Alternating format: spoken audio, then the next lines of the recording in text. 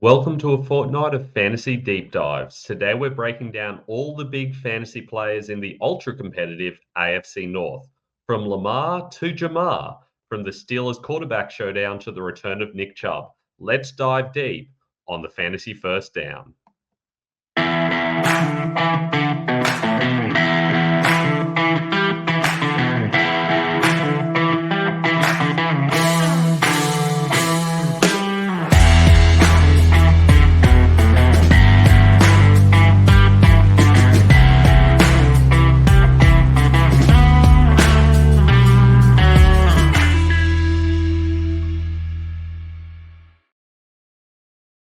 I'm Ben Wasley. Welcome to the Fantasy First Down. If you haven't already, make sure you like and subscribe. I've got a whole lot more deep dives coming over the next fortnight of fantasy football. You can also follow us on Instagram at the Fantasy First Down, on Twitter at Fantasy First Down with no O, and you can find all of my rankings, dynasty and rookie draft rankings on ffdfantasyfootball.com. I also do a whole heap of stuff with Razzball, so you can head over there and check out my latest video on my QB dynasty rankings. Plus, I do a lot of articles over there on a whole heap of hit rates and other stuff as well. Today, we're talking about the AFC North, and there is no more competitive division in football at the moment. 4 teams with winning records, and they all look good again this year. It's going to be very interesting to see what happens in this division. Plus, they're all fantastic for fantasy as well. There's big fantasy players in all of these teams, from the running backs of Pittsburgh and Cleveland to the big QB games in Cincinnati and Baltimore. Let's get into it. So we'll start off with the Baltimore Ravens. And gosh, they've been good over the last few years, but they haven't managed to get the job done. Will this be the year they finally win the Super Bowl? I'm not sure that they will. Their defense has taken a little bit of a step back this year. They do have a first-year defensive coordinator. Todd Monken's done some pretty solid things with the offense, but I think they need to keep that up because I think that defense is going to fall away a little bit. They had the top turnover ratio last year. They had the best defense in that they conceded the least points, and their offense put up a lot of points as well, which is why they had a fantastic record. Can they do it again? Well, we haven't seen them do it yet in the playoffs, and that's where it's really going to be important. But if they can have a good season, at least for fantasy, that's going to mean some good things. It was interesting to see that they had the lowest pass percentage during games. That is to say, they ran most relative to how many snaps they used. So, will we see that continue this season? Well, I think so. When you've got Lamar Jackson as quarterback, you're always going to have a lot of run plays. Plus, they brought in Derrick Henry, and they didn't do that for no reason. They did that because they need a bell cow back who can handle that load. Now, can he handle it in his 30s? I think probably yes, but just in case they can't, they brought in another big back as well in Rasheen Ali. They'd done a really good job of replacing the injury-prone J.K. Dobbins and Gus Edwards, who have both obviously gone to the Chargers, with 2 backs who can do the job. So this is going to be a really interesting backfield, especially with Keaton Mitchell breaking out a little bit this year as well. Now, they don't have a lot of dead cap space used, but they don't have a lot of cap space available either. They've been very efficient in what they've done. They've paid a lot of money out to good players, and they've managed to get them to produce. They're giving a lot of money to their veterans. I think the Marlon Humphrey contract is a little bit much, but for the most part, they've really shored up their secondary with he and Marcus Williams, and it's made a big difference. Obviously, Mark Andrews is obviously on a big contract as well, and they're giving that money to Lamar, which is working. This whole offense and defense combination has looked really good. They've just actually got to make it stick in the postseason. Let's have a look at the quarterback situation first.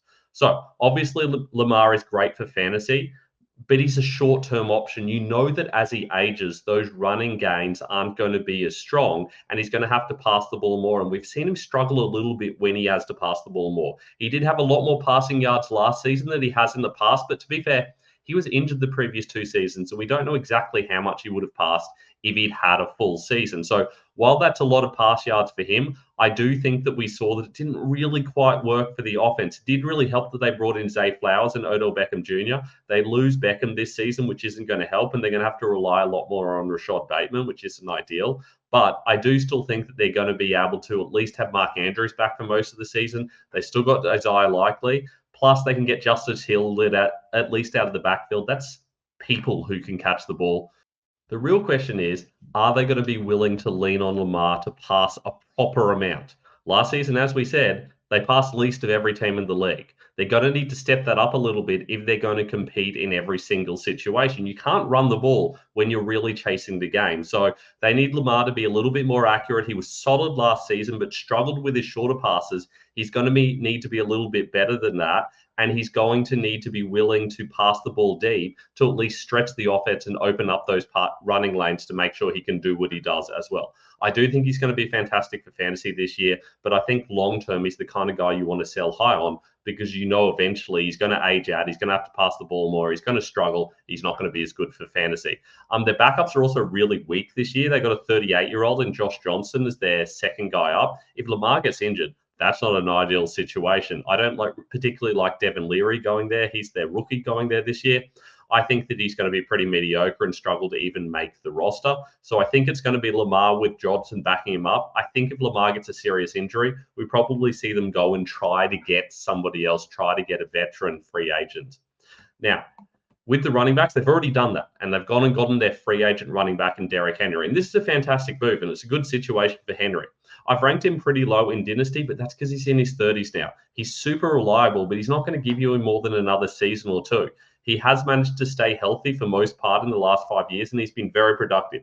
He had a slight drop-off last year, and he certainly had slightly less snaps, and I would expect they give him less snaps this year and use a lot more of Keaton Mitchell and Justice Hill to try to keep him fresh. That's going to limit his fantasy value a little bit, but he's still going to expect at least 250-odd rushes. Plus, I think they're still going to check down to him occasionally and just try to get him into space and get him to use the ball there.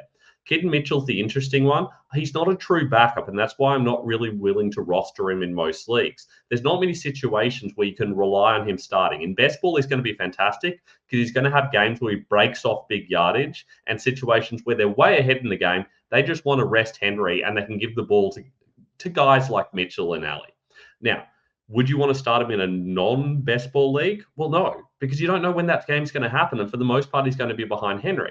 If Henry goes down, it's not going to be the Mitchell show. He's a guy who can handle carrying the ball 12, 15 times a game maybe, but they're going to get Alley involved. They're going to keep using Hill. This is going to be a committee if Henry's out the door. So really, Henry's the only guy you want here. In a dynasty league where you're kind of rebuilding or you've got rather deep rosters, it does make sense to pick up Alley and stash him there, especially if you have Henry, because there's a non-zero chance that Alley just comes in and takes over that role. He is capable of doing a lot of rushing, and he's an okay receiver. Those reception totals are actually pretty good for a college player because there's a lot less checkdowns to running backs in college. Now, we don't know exactly how the depth chart is going to look. I've kind of given some ranges there with each of these because it's based on last year, but Henry coming in changes things up a little bit. I do think we're still going to see a lot of Justice Hill on third downs. I think Mitchell's going to be spelling Henry, and that is going to limit Henry's value a little bit. Now, the wide receiver room is a lot more straightforward. Zay Flowers is the top guy, and we know that. How good he's going to be? Well, he's limited by Lamar Jackson. Ultimately, this is a guy who is not the most accurate passer, and he's not going to throw the ball as much as a lot of quarterbacks. There's not a lot of competition in the wide receiver room, but there's still Mark Andrews. So realistically, Zay Flowers is unlikely to ever be that top 10 wide receiver. He finishes the wide receiver 25 last year, and that's pretty good for a rookie. And he looked good, so he's at least locked up that number one role. But I can't imagine a situation where they're really going to unleash him and give him a heap of the ball. I think he's going to remain in that wide receiver 2 range, and I think there's guys with more upside. So while I think he's pretty safe, I've ranked him behind other guys that I think have more upside to be a true league winner rather than someone like Flowers who's just a really safe option. The other issue, of course, he's not used a lot in the red zone. They're not going to need to. They've got Derrick Henry, they've got Lamar Jackson, and they've got Mark Andrews. Those are all guys who are far better in the red zone. So that's really going to limit Zay Flowers' touchdown total as well. Plus, you've got guys like Isaiah Likely, and even Nelson Aguilar is not too bad in the red zone as well. So I do think that we probably don't see enough touchdown from Flowers. That's an issue as well.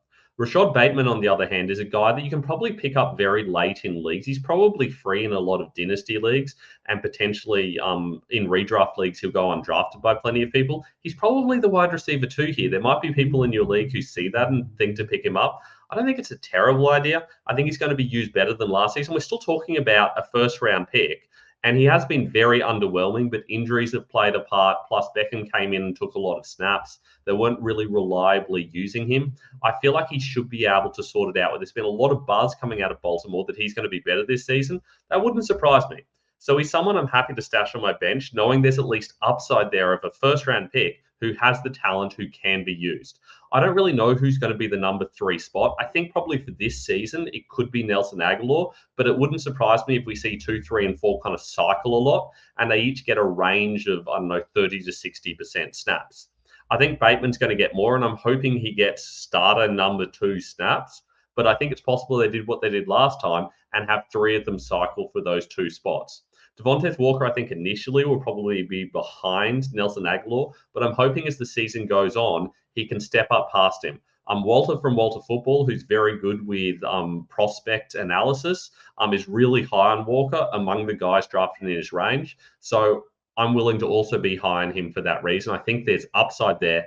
I just think it's going to take him a little time to get there. He's also more of an outside receiver, and they don't really have many true slot guys. So it's going to be interesting to see what they do with that, whether we see more 2 tight end sets, whether we see Flowers go there more. I'm not sure exactly what's going to happen. It could just be Aguilar doing it a lot, but I think it's probably going to cycle through, and it's going to be interesting to see if they stick Walker on the outside or give him more time in the slot as well. Everyone below that, not particularly interesting for fantasy. Tight ends are very interesting for fantasy in Baltimore, though, and Mark Andrews is the number 1 guy. He has been very consistent when healthy. Last season was a rare injury for him, one that actually knocked him out for a good chunk of games. For the most part, he's done a good job of staying on the field, and when he's done that, he's produced. Even with Lamar Jackson, who's not a very pass-heavy quarterback, they still managed to go to Andrews a lot. So you've got to like him for fantasy. Now, he is aging a little bit, but he's not in that Travis Kelce range yet. He still could have potentially 5, 6, 7 years left, and that's very valuable. Now, he could also drop off in the next 3 or 4 years, and that's possible as well, but he's going to give you good production until then. He's really not that much older than guys like Sam Laporta. You're going to get more seasons out of Laporta, but Andrews offers you such a safe base that I still value him very high in Dynasty, even compared to a lot of the good players coming through. So that's why I've got Andrews as my tight end 3 for Dynasty. I think he's going to be good again. He gets so many red zone targets. He's so good down the seam. I feel like they're going to continue to use him effectively as essentially their top pass catching option alongside Flowers. Isaiah Likely really is a handcuff. And he's not the greatest handcuff, but he's probably one of the best tight end handcuffs around that we've got, because we know that he can produce when given the opportunity. The problem is that when Andrews is out, he's not as consistent in Andrews. He has those games where he just doesn't even get a touch, and he has those games where he gets Andrews-like numbers, 6, 7, 8 receptions, for example. Gets quite a few touchdowns as well. He's good in the red zone, but he's also good at breaking off long runs. So, look, I can see situations where Likely can be valuable for you. So I do like the idea of picking him up in a really deep Dynasty league and stashing him as a handcuff. But in a normal Dynasty league, it's probably not worth it. There's probably better, more upside guys that don't rely on an injury to get there and are going to remain a good option for longer. Now, Charlie Kolar is the 3rd guy in the depth chart. You don't want anyone below those 2 guys. I like Kolar coming out, but it just hasn't worked out for him. Now, let's move on to the Cincinnati Bengals, who were bizarrely, with a 9-8 record, worst in this division last season, which is pretty extraordinary. After making the Super Bowl 2 years ago, and then getting pretty close last year. Obviously, losing Joe Burrow made a massive difference. They had to go with Jake Browning for a big chunk of last year, and that really hurt them. They do have a new OC in Dan Pitcher, but realistically, I think it's probably still Zach Taylor that's calling the plays. That's not really exactly confirmed yet, but I think it's probably going to be Zach Taylor. So we know what to expect from this offense. They're going to be pretty pass heavy. They certainly were last year, and they've just moved Joe Mixon out the door. So there's no reason to think that they won't continue to do that. They know that Joe Burrow is really good with the ball in his hands. And even when they had Jake Browning, they're still willing to pass the ball a heap. So expect a whole lot of passing and a whole lot of passing touchdowns, which makes Burrow quite valuable. Their play speed was a little bit slower last season, but I expect that picks up again with Burrow being healthy consistently. Now, their defense needs some work, and they have made some moves to make that happen, but I do still think they're going to have a bottom half defense, which means they need to up their scoring to make up for that. With Burrow healthy, that should happen naturally. They've got a very young roster with some very good players. Obviously, T. Higgins is on a franchise tag, which makes that situation very interesting. Don't have a lot of dead cap stuff either going on, so they at least have the potential to at least sign guys like Higgins and other guys to longer contracts. Now, they're giving most of their money to guys like Burrow and a lot of the defensive guys and guys to protect Burrow. I think that's sensible, and they've got the right guys signed for long term. I think they're building for the future. They've got good youth and they've got good veterans as well. So this is a good roster I think is going to step back up this year.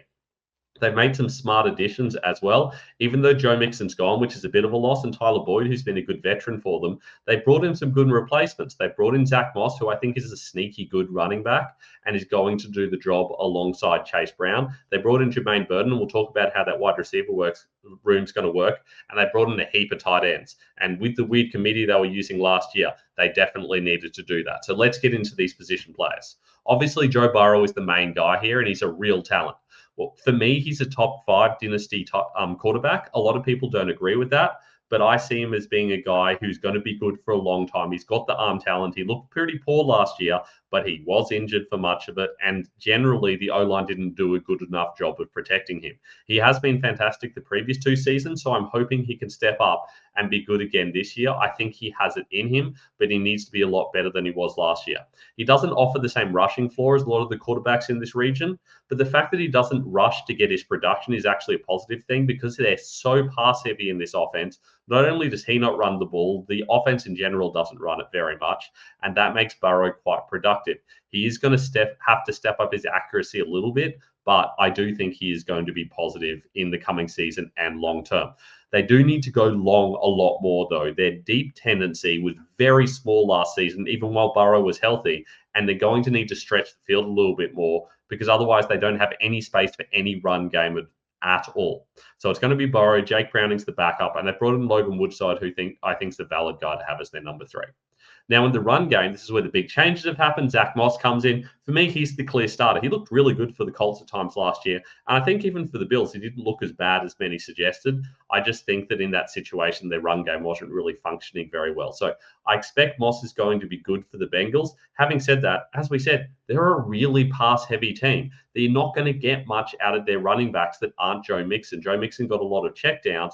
I don't think any of these guys are going to really play that role. I think Moss is probably going to be the early down guy. Chase Brown's going to be the guy who spells him and potentially is out there on 3rd downs. They could use Chris Evans a little bit, but I think they've probably seen what they got in him and they're not particularly interested. They also have shown that they're not particularly interested in Travion Williams. The fact that they brought in Moss means that they're not happy with the guys that they've got behind him, which means you don't need to be interested in anyone but Moss or Brown.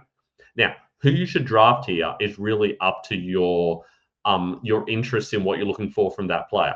Moss is more likely to produce on a weekly basis, but he's got a capped ceiling because I don't think they're going to use him as an every down back. I can't imagine a situation where they're going to rely on him in passing situations. I think potentially they're thinking of bringing Chase Brown into that role. Brown does have the ability to be an every down back, but I think it's a little bit unlikely still. Having said that, if you can get him cheap and late, he is a good handcuff option, whereas Moss is the kind of guy you're going to get in that running back dead zone. We know those running backs typically don't do very well, but occasionally they do boom because you are getting guys that are going into a lead role. I think this is a situation where there's that upside, but I certainly wouldn't be betting on it. I wouldn't want either of these guys until I hit the double-digit rounds of redraft leagues, and I don't want to be going out of my way to get them in Dynasty because their upside is so badly capped. Now, there's no issues with capped upside with the wide receivers. Jamar Chase is a legit top 5 option. Arguably could be higher, but he did have a bit of a dud last year. He did disappoint, and part of it was Jake Browning, but part of it was he just wasn't quite as good as the year before in producing. They do need to find ways to get the ball to him deep to help him break off more big plays. T. Higgins is obviously back as a good, viable outside option next to him. He was injured at times last season as well, which definitely didn't help. If those two are playing well together, then this offense is going to be very good and they're going to continue to pass the ball a lot. What happens with T. Higgins long-term is going to make a big difference. And I think that's partly going to have to do with what they see in guys like Jermaine Burton and Andre Josephus. I think they want one of those guys to step into that number 2 role before they're willing to let Higgins walk. So this is a year to find out what happens with that. If not, I think they probably just need to sign Higgins. If they re-sign Higgins, then that's going to be good thing. That's going to mean good things for Higgins because realistically, we know he can get high numbers, just by being the number 2 in this offense. And if Jamar Chase gets injured, suddenly he becomes a potential league winner. If he goes somewhere else, you don't know what situation he's going to go into. He hasn't really proven himself as a number 1. Chase is going to be the guy regardless, and he does need other solid players around him to be able to produce efficient numbers for the team. Having said that, for fantasy, you probably kind of hope that Higgins is out the door, and then you can just have Chase as the clear number 1 guy. What happens behind those guys is a real question mark. They brought in Jermaine Burton, who's super talented, but there's a lot of character issues which saw him drop from a potential first-round player well into the 3rd round. And there are issues there that could mean he doesn't even see the field at all. That's always a risk with Burton. So we can't know what we're going to expect from him. He could not even make the roster, or he could be a near every down player in that Tyler Boyd role, less so of a slot guy, but certainly out there a lot. I think the reality is probably going to be somewhere in the middle. The truth is that both Burton and Iosivas are both outside guys predominantly. The main slot guy here is actually Trenton Irwin, who mostly gets used as an extra guy out there to run routes. He's not really someone you want to rely on, but he is a solid slot receiver. So unless they can convert someone else to a slot receiver, or unless they're planning on using Chase there a whole lot more, which I don't think they are, I think we'll probably see Irwin an uncomfortable amount. That means regardless of whether Iosivas or Burton wins that number 3 role, I don't think we're talking about a Tyler Boyd situation here. I don't think we're talking about another situation where we have a true number 3 guy who we can use in fantasy. I think whichever guy it is going to be limited. That kind of puts me back from wanting any of these guys particularly. The only reason I'm particularly interested in Burton is because I do think potentially they drafted him as a guy who may be able to replace Higgins because he is more capable of filling that role than I think Iosivas is. So for that reason, I'm willing to take Burton and take a shot on him in Dynasty. I'm less interested in Iosivas, but you can probably get him pretty cheap in leagues. And if he's totally free and you have a roster spot and you don't have many other good options, I mean, there's players with less upside, certainly. I wouldn't be interested in Trenton Irwin unless you're in an absolutely massive deep league because he's not going to have as much upside as most of these other guys. Now, the tight end room is a total mess. I'm not particularly interested in any of these guys. I know Mike Gesicki was good for a couple of years, but realistically, that was the offense and not him. He's a pure pass-catching back, and he's not a particularly good one at that these days. He doesn't offer enough pass blocking to really be reliable. I think we're talking about another committee situation. I think probably they're bringing Gesicki in to replace what Tanner Hudson was doing, but I actually don't think Hudson did a terrible job. They weren't giving him many snaps, but the ones they gave him, I think he was solid. So it'll be really interesting to see what happens there. They don't really have the true blocking guy now that Smith and Wilcox are gone. I think Eric Hall might come in and take that role, but it's not impossible that Eric Hall comes in and is just the number 1 tight end. He's going to be a really good red zone tight end. I think he probably needs a little bit of time to develop, but I think within a season or two, it's not impossible he takes over the lead role. I think it's also possible, though, that he just doesn't do very much at all, and this remains a committee. Gesicki has the upside here for now as the pass-catching tight end who's shown he can produce, but this whole situation's a mess, and I don't particularly want any part of it. Also, don't be tempted by Drew Sample. He had really high snaps last year, but he spent a lot of time as a blocking tight end and a lot of time as the pass-catching running back out of the backfield. And it's not impossible that happens again. I do think they're probably trying to convert Chase Brown into that role, but it wouldn't be a shock to see a whole lot more Drew Sample there in order to try to keep Joe Burrow healthier, because it's not really a pass-catching role. It's mainly a blocking role in that H-back thing. Okay, let's get down with the Cleveland Browns. Obviously, they were good last season. It was a real shock because when Deshaun Watson went down, I think a lot of people were unsure what was going to happen. They didn't get much out of Dorian Thompson-Robinson, but they still managed to make it work with him. And then Joe Flacco came in, looked really good. And briefly, we even thought of them as potential Super Bowl contenders. Obviously, it didn't work out, but clearly they have the pieces in place here. And they're going to be solid again this year, especially if Watson plays well. They were very good offensively, and they managed to be solid defensively as well, even though they still got a couple of holes they need to fill. Their play rate was really high last year, and it's unclear what's going to happen this year. Kevin Stefanski is the main play caller this year, apparently, but he's kind of sharing it with Ken Dorsey. We don't know how that's going to look, if it's going to look similar to the Van Pelt situation, or if it's going to be a different situation where they legitimately split the job. They just haven't announced it yet. So we don't really know what to make of that. Obviously, Dorsey comes in as a bit of a new face, and I don't think they're going to want to throw over to him immediately, but he is a guy with talent and he's a good quarterback-heavy OC, and I think they need that because they've struggled with their quarterback play. Jim Schwartz, I think, will do another good job on the defense. So they've got the pieces in place in their coaching staff. It's just unclear exactly what this is going to look at. They have a very experienced roster. They're certainly aging, and they don't have the most cap space because they are spending up to try to win now. So you can see that with the Deshaun Watson contract, obviously. They gave him a massive amount of guaranteed money. They need him to make it work. They don't have the ability to bring in new guys. They're trying to bring in win now players, which is why they're giving a heap of money to guys like Watson and Cooper and Garrett and Denzel Ward. They're all really talented guys, maybe with the exception of Watson, but they do need to actually show they can make it work because they put them on long-term contracts, but realistically, they only want them for the next couple of years. And then at some stage, they're going to have to hit the rebuild as they've done so many times in the past. Now, they brought in some good offensive additions without being anything special. I think Jameis Winston comes in as the true backup, which they didn't have last year. And they brought in Tyler Huntley as well. I think between those two guys, they'll be able to make it work and make up for the Joe Flacco leaving situation. Donta Foreman comes in as mostly a backup running back. He wasn't even on the roster for the whole of last season with the Panthers. He kind of just came in when there were injuries. He kind of replaces Kareem Hunt. I think they're hoping they have Nick Chubb back, but even if they don't, I think they've seen enough out of their other running backs to feel pretty good about that situation. So we'll get into that in a second. Obviously, they brought Jerry Jeudy in and drafted Thrush as well. I think he's mostly a special teams guy, but Jeudy certainly improves their wide receiver room, and they need that. Let's talk about Watson first, though. For me, he's the QB 19, and it's more to do with the risk. I think it's not impossible that he is out of a starting job within the next season or two, and he doesn't get one back. But I also think it's possible that he's a starting quarterback for the next 10 years. He has the talent, and he's still young enough. So if he can show that talent again, there's no reason to believe he can't keep that starting job. There's just so much more risk than there is with most other players, and that makes me very wary of him in Dynasty. Even in redraft, you have to be scared of him because realistically, you don't know how good he's going to be. In Superflex, you probably don't want to be relying on him as a starter. And in a non-Superflex league, is there really that much upside in a team that's going to have to be able to run the ball quite a lot with their talented running backs and their strong O-line? I don't know that that's a situation you really want to be involved in. He didn't pass the ball particularly well last time we saw him. He struggled to get the ball into really any good situation for his pass catchers. Admittedly, it was mostly just Amari Cooper and David Njoku. They've now got better guys in around him, but I don't want to rely on Deshaun Watson as my guy. If I'm playing fantasy, I'm willing to take a punt on him deeper in the depth chart. And there are people who are going to be willing to sell him very cheap. And if you can find one, it's probably worth your while to take a shot on him because there is still top 10 upside. We just need to understand that there's a lot of risk with him. Now, the running back room comes with a lot of risk as well.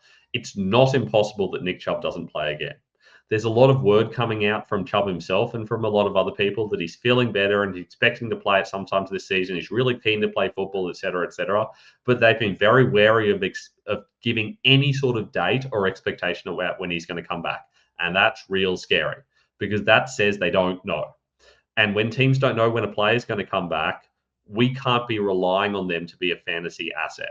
He's someone that you can take a shot on, but you don't want to be investing expensive assets in him because we don't know when he's going to come back. We don't know how good he's going to be when he comes back. And even if he's totally healthy and normal Nick Chubb, I do think it's probably still a little bit of a committee. We saw that last year. They still used quite a lot of Jerome Ford, even when Nick Chubb was healthy. So I don't think we're ever going to see the same old Nick Chubb again. But I do think that at his best, when he's healthy, he's probably the most talented pure runner in the NFL.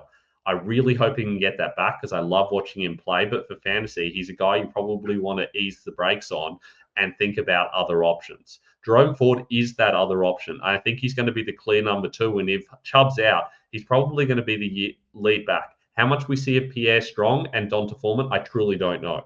But I do think this is going to be Ford's backfield unless Chubb can get healthy. And even if he can't, Ford's still going to produce it to an extent where he's at least going to be able to help you through a bye week potentially. Certainly in best ball, Ford's a guy I really like because you know he's going to have those big weeks as well. What happens after them, I don't really know. I don't know what they're expecting to do with Donta Foreman there. I think probably these days he's mostly a backup. I'm not really sure what they're doing with Pierre Strong because he looked okay at times last year, but I do think, again, they think of him as a backup guy. I also wanted to mention Naheem Hines. It's just good to see him back in the league. Like Tariq Cohen in the last video, I just like seeing these guys who we've liked previously at least getting onto rosters and still being able to play football. Now, the wide receiver room has seen some changes over the last couple of seasons. Amari Cooper came in and he's the clear number one guy, and he's looked good for a long time. How long he can remain that good, I don't know, which is why I've ranked him quite low because he's going to fall off at some stage. And they're trying to find a replacement. They brought in Jerry Jeudy, who's been really disappointing. There's a lot of personality issues there that are stopping him from playing at his peak. But we are still talking about a guy who was the first wide receiver drafted in a very good wide receiver class. So there's no reason to think that Jeudy doesn't have the potential. He just needs to put it all together. If he can play at his peak and Deshaun Watson can play at his peak, they're going to be a really dangerous combination for years to come. Elijah Moore couldn't make it work last year, and I think he's probably truly the number 3 guy. Who's used in the slot is the real question mark, because Jeudy and Moore are both traditionally more slot guys than anything else. I think they probably lean Jeudy.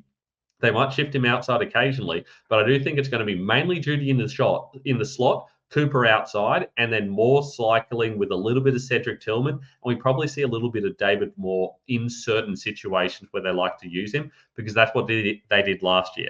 They had 5 wide receivers at least active and getting snaps every single game. And I'm not talking about just a couple of snaps. I'm talking at least 10, 15, 20% snaps.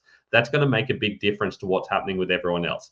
Cooper's going to be the clear number 2, but number 1. But what happens after that is going to be very interesting. I would not want to be investing a lot of fantasy assets in getting these guys because you don't know what to expect. You don't know how good the quarterback play is going to be, and you know they're going to run the ball a lot. And most importantly, you know this guy's still here. And David Njoku was very good towards the end of last year.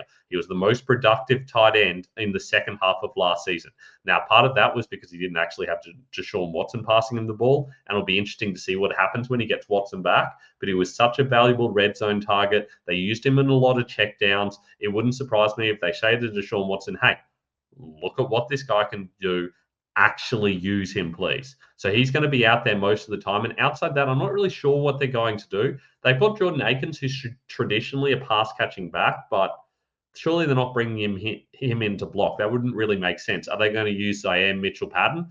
I don't know. He didn't even get any snaps last year. He's not even really been on the field. He's barely been active.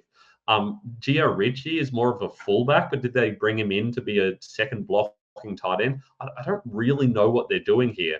What I do know is it's going to be a lot of David Njoku because there's no competition here. So Njoku is a guy I continue to really like in fantasy, even in Dynasty, even though he's aging a little bit and he's been around for a little while and he's gotten injuries a lot.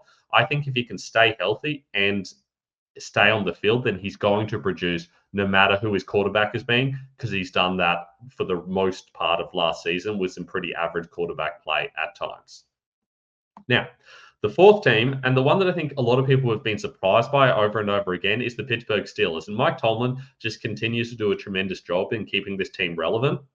That's not the best way to win a Super Bowl, but making the playoffs 3 of the last 4 years with a very average team is super impressive.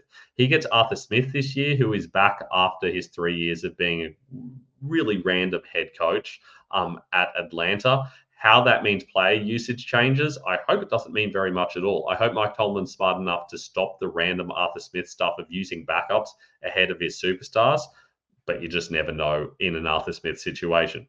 What are the Steelers going to look like? Well, they're going to run the ball a heap, and they're not going to score a lot of points. They're going to have a very slow play speed. They're going to rely on their defense. They're going to avoid turning the ball over, and they're going to use their running backs to run the ball down the throat of the opposition. And for the most part, that's probably going to work because their defense is very good.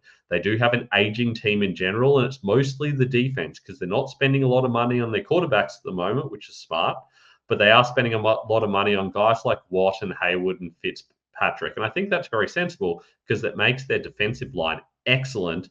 It does just mean that they're a little bit limited defensively because they're not bringing in really good players. They do have some younger guys like Alex Highsmith coming through, but there's not a lot behind him. I think Nick Herbig's the 3rd edge rusher. So if they have some edge rush injuries, that's going to stop the defense, and that's going to really limit their ability to just run the ball and try to play a defensive game. So be interesting to see what this team looks like this year. We saw they brought in Wilson and Fields. They also obviously drafted Roman Wilson and brought in a heap of other wide receivers. So they've clearly identified that they want to change things up in the passing game. And I think they can afford to do that because it hasn't been particularly good the last few years. I think Kenny Pickett was part of the issue there, but I also think they just needed to change up the wide receivers and try to do something a little bit different. Now, we don't know who's going to be the starting quarterback, so I've just stuck both guys up there. Realistically, we don't care what happens behind these guys. One of these guys is going to win the starting role, and if he doesn't and can't stay healthy, the other guy will step in. Let's talk about Russell Wilson first. If you ask Denver, he was pretty much a bust over there, but realistically, he actually wasn't that bad, both for fantasy and for actual football. That touchdown intercept ratio is pretty good. His completion rate was good. His passing grades were average. He was actually able to run the ball a little bit better than we expected of someone of his age, but he was actually really good for fantasy. He had a top 12 fantasy season. It does help that he managed to stay healthy, but he at least offers a little bit of a floor. So if he can get the starting job, that's good. He also passed the ball deep a lot more than expected last season, but there are also a lot of passes behind the line of scrimmage, and I don't think they want to see that again in this situation, even though I would expect some lateral passes to Jalen Watson and to Najee Harris quite a bit as well. Now, does he get the starting job, or is it Justin Fields? Well, Fields was pretty solid at times last year, at least on the ground. His passing accuracy has dropped off a heap. He was really accurate in college, but it's easy to be accurate when you've literally passing the ball to 3 future first rounders and the opposition defense just isn't as good as your O-line, as your running backs, and particularly as your receiving options. Easy to be accurate when the guy's totally open and there's no pressure on you. That was not the case, clearly, in Chicago, and we don't know if it's going to be the case here. Certainly doesn't hold the ball as much as Russell Wilson does, but he certainly runs with the ball a whole lot more, and that'll hurt everybody. So if Justin Fields ends up getting the starting job, that's going to badly hurt the wide receivers, and it's probably going to hurt the running backs a little bit because instead of checking down, he's going to run the ball quite a bit as well. So it's going to be really interesting to see whether they give him as many designed runs as they did in Chicago last year. Regardless of which quarterback they have here, they'll certainly get a few, and he's definitely going to keep scrambling. Regardless of which quarterback we have here, this is going to be really interesting for George Pickens, who is capable of going deep, and neither of these guys passed deep a particularly high amount, or even into the medium areas, particularly high amount last season. Now, it's going to be the run game that's going to be the key focus, I think. Now, Najee Harris was excellent in his rookie year, but he obviously took a step back, mainly because they just wanted to keep using Jalen Warren. Honestly, I think some of Warren's production was a little bit fluky. I do think that Najee is probably the preferable back because he's more capable of being an every down back. Warren's not going to have that role, ever. Harris could go somewhere else, and he probably will within the next season or two, and he could be an every down back, and that has a lot of upside for fantasy. No matter what happens with Warren, he's always going to be a committee back. That's not going to change, so you should not be going out of your way to get him. He's a guy who will start and be really solid, but ultimately it's going to be a committee. Where things get interesting is if one of these guys gets injured, because look at who they've got behind him. It's a big load of nothing. Michael Pirine didn't even play last year for the most part. Cordarrelle Patterson is there as a special teams guy, but they might need to rely on him as the second running back. He's done it before. But he's like 35 or something like that. And well, I'm older than that.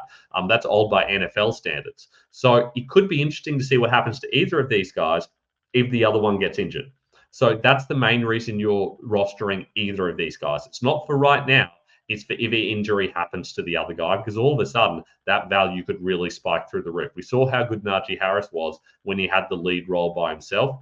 If he can get it again, or if Warren can get it, then either of them is going to be very good. There's obviously a fear they bring in someone else, like some sort of veteran, especially in the Warren situation, but there's at least enough upside that I'm happy to roster these guys, but I don't want to be rostering them as a guy I'm starting every week.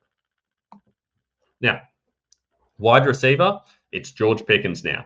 And to be fair, he was pretty good last season. I think he's going to be good this season. The problem is he plays out wide. He tries to get deep. That's not really the game of either of the quarterbacks, as we said. They're going to need to find ways to scheme up getting the ball to him because he's so clearly their number one option and they don't have a lot that's close to him. Having Deontay Johnson really helped because it gave Pickens space. They're going to need to try to turn him into a true number one. He is capable of doing that. He's a very talented player, but they're going to need to give him the ball in different ways to try to help him produce on a more consistent basis because he had way too many games where he was just putting up a big fat zero last season. That really hurt for fantasy. I do think he's still a good fantasy asset, but he's not a guy I want to be relying on because the pass volume in this game is so small and because it's possible this second guy really breaks out. Roman Wilson has a lot of upside. We saw he was very good with Michigan when they won the national title. Is he going to be good in the NFL? I think he has the talent to do it. He's more of a slot guy, and I do have a lot of slot options behind him, but I think he's going to be the starter. And I think he could end up with getting a lot of the ball from either of these quarterbacks, especially if the O-line isn't able to hold up enough. If it's Justin Fields, that's definitely going to hurt Wilson a little bit. If it's Russell Wilson, though, I do like Roman Wilson's chances of being at least solid for fantasy. So there's plenty of upside there. And he's a guy you can get pretty late in rookie drafts. You can get him well into the second round, potentially even into the third round if it's a super flex league. In an actual just normal dynasty league, he's someone that I'm interested in getting my hands on if the guy who owns him isn't particularly interested. Now, I have no idea what's going to happen behind those two guys. I think Van Jefferson could end up being out there a lot, mainly as a blocking and route running in empty routes wide receiver that we saw him doing in Atlanta. It's also possible they bring Calvin Austin in. He played a fair bit last season, but not very effectively. He's more of a slot guy, as is Quez Watkins.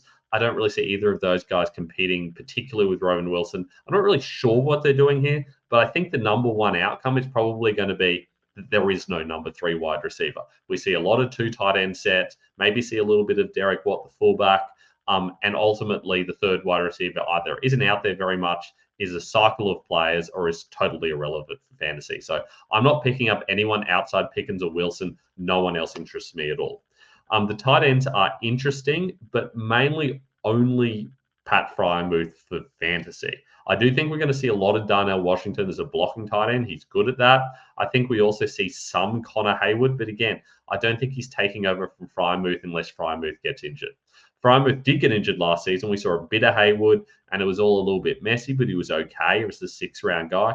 But Freiermuth's the only guy you actually want for Dynasty. If you've got Washington, because you picked him up as a rookie, you can definitely drop him, even if you taxi squads. He's just a blocking tight end. I tried to tell you that last year.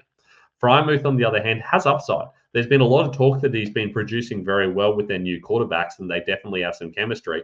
That's positive. For me, he's a top 15 dynasty tight end, and that's only because the tight end position's pretty strong. I think there's upside here. I think he's a guy who can certainly bounce back, having had a top 10 fantasy season in the past. So he's an interesting buy low, but you're going to have to convince the right person. You're going to have to hope that, firstly, you get the right quarterback, and secondly, that they're actually willing to pass the ball enough to get the ball to him. I think they probably will, because there's not a lot of other options. And that's all we've got for the AFC North. If you enjoyed this, make sure you let me know. And if you've got any questions, you can either hit me up here in the comments, or you can go over to Instagram at the Fantasy First Down, or on Twitter at Fantasy First Down with no O. My full rankings, especially my dynasty rankings, are at ffdfantasyfootball.com. Make sure you like and subscribe on YouTube. You can also head over to Razzball, where I've got dynasty rankings and write-ups, and I've also got some extra videos over there as well. I will catch you soon. We're doing this in alphabetical order, so I'm sure you can guess who is coming next.